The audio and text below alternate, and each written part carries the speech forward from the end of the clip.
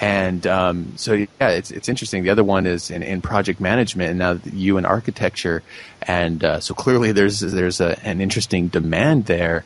And so I just really enjoyed that aspect of your story that you shared.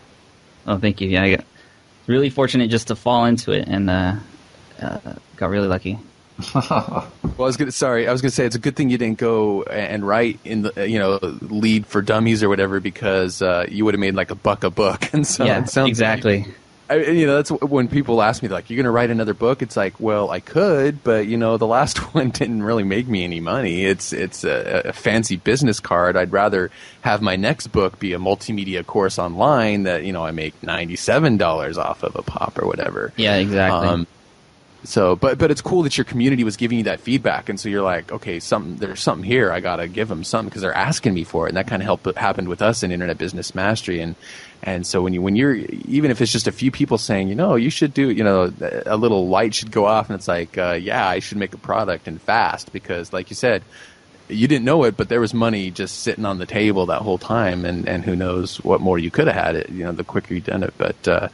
It sounds like you've had no problem acting quick and taking bold actions and having that pay off for you. So that's awesome. Yeah, thank you. All right, so we've heard all of the good stuff. Now, what's the biggest obstacle you had to overcome in launching your site, and how did you overcome it? Well, when I started the site, I really didn't know much about blogging and all that technical stuff. So I spent a lot of time researching that, looking at other blogs and going to websites with tips and actually buying a lot of books about blogging and stuff like that, and how it could be a content management system, which was my original goal.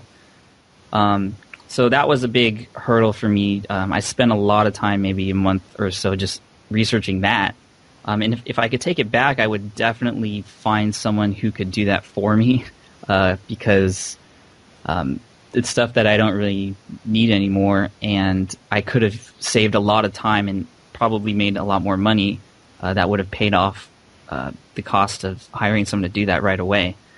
So that took a lot of time. And also, just along those same lines, just spending money for the actual domain name and stuff. I know it's only a few dollars a month, but I mean, spending money to do something that you're not sure you're going to get back in the future is pretty difficult, but there's no way you're going to make money in the future if you don't spend even just a few dollars a month just to get that domain name or get your hosting site up and stuff like that. So that's something that I'm a pretty frugal person, so it's hard for me to spend money sometimes. So I didn't connect the spending money now to earn money later type of deal. So that was another thing that I had to overcome. Well, now on the upside, as far as internet business goes, at least it's a low kind of barrier to entry, right? It's a low amount of money up front. Oh, thankfully. Yeah. Thankfully. Definitely. If I was trying to do a brick and mortar business, there would be absolutely no way that I could have started it or done it so fast, I mean, what do you think has been your investment in getting your site up and going? How much money do you think you've spent in launching the business? Honestly, $100. Yeah.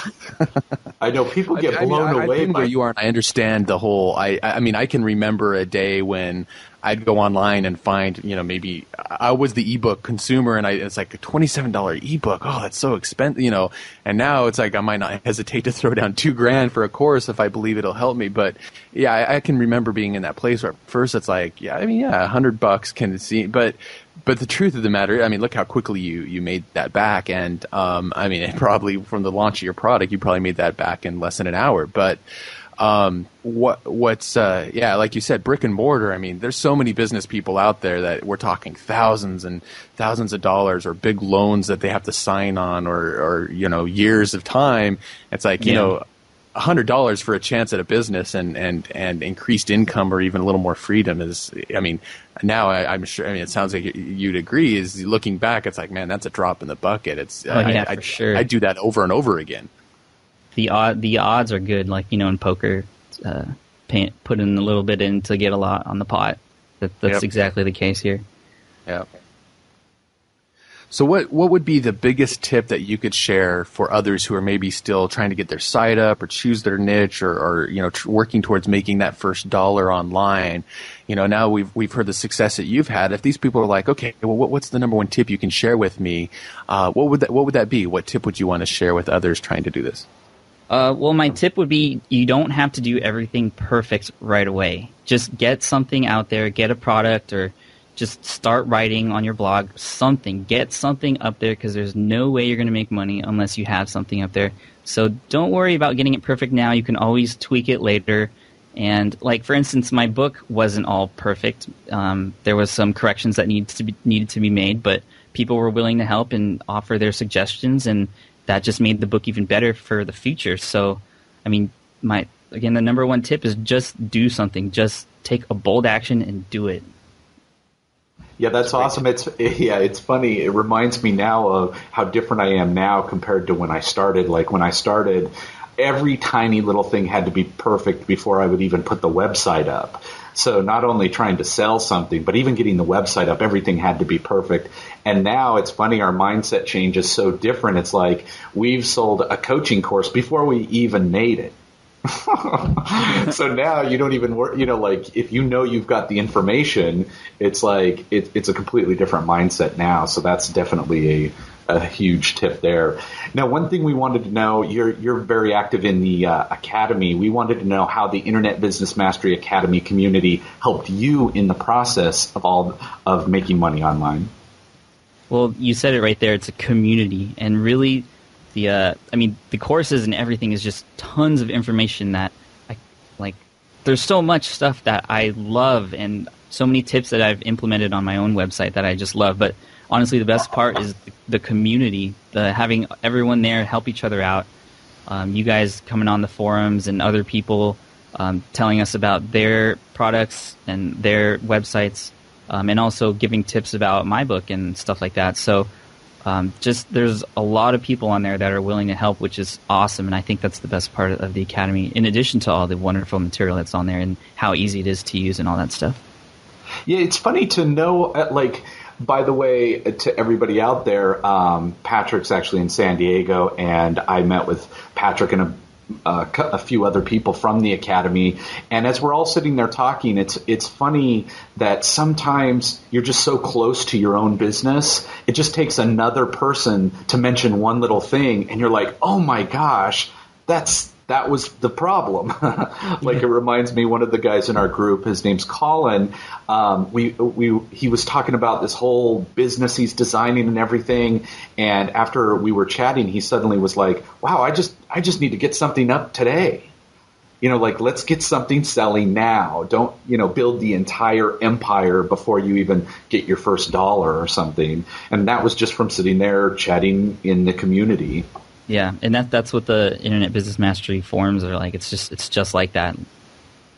So you talked a little bit about how, part of this process was just, you've escaped the 9-to-5, but it was almost forced upon you with everything that's going on. And there's layoffs and stuff. But still, what was that process like? You could have gone, okay, you know what, I got to go get another job ASAP right now, or whatever the case may be. But so what was that like? That getting laid off from your job, wondering, okay, what am I going to do next, and kind of being forced into this situation of maybe making some decisions regarding your internet business. Can you share a little bit of that process with us and how you came to whatever decisions you made? Sure. Yeah, that's a good question. And I know whenever anybody gets laid off, just like I was, it's tough. It's a tough thing to take. And, you put in so much hard work. You work 8 hours a day for how many years. And it's just heartbreaking when you are asked to leave, even when you are doing good work. So it took a couple days just to get over that. And then I really had to make some internal decisions and say, hey, what am I good at? What opportunities do I have in front of me? And what I saw was my website. And the Academy helped me drive that website into something that I can live off of now, which is really awesome. And again, I can't thank you guys enough for everything you guys are doing for everybody.